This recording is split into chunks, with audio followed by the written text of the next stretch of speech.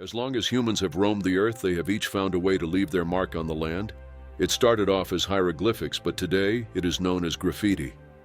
It has evolved in whatever culture wielded the paint, and in this case it is the culture of the combat veterans all over the world.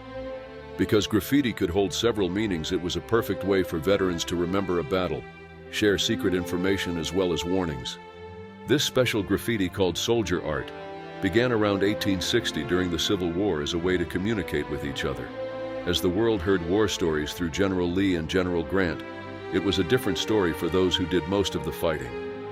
As the war ended and soldiers started to make their way home, they left graffiti to warn visitors, point out the kind homes and anything in between. Some developed monikers to identify themselves. Much like a military patch, it would carry a small story of the author.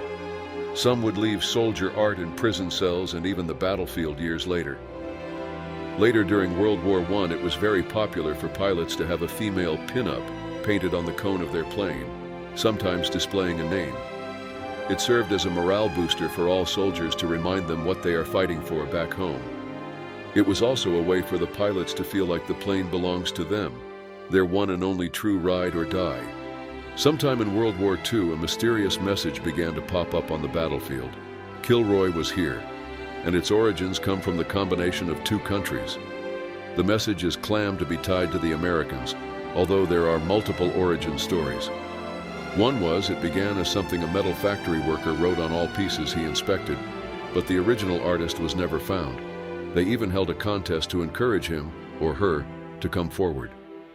As for the character of a bald man holding himself up to peek over a fence, came from the British from a character they called Mr. Chad. The pairing made the message very powerful and could be seen on the beaches of Normandy and carried on to other battlefields like Vietnam.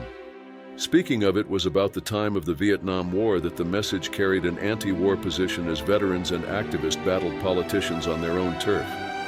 Graffiti was outright considered vandalism, but it was a way for people to continue to speak long after they are gone. Even some soldiers' helmet carried special stories for battle buddies to see. Helmet graffiti was there to motivate team member to keep their head in the game, or lose it. At the Berlin Wall, graffiti was used to show the citizens fighting as they had essentially become prisoner until it was finally brought down. Still, graffiti and military culture have a long history that carries on to this day.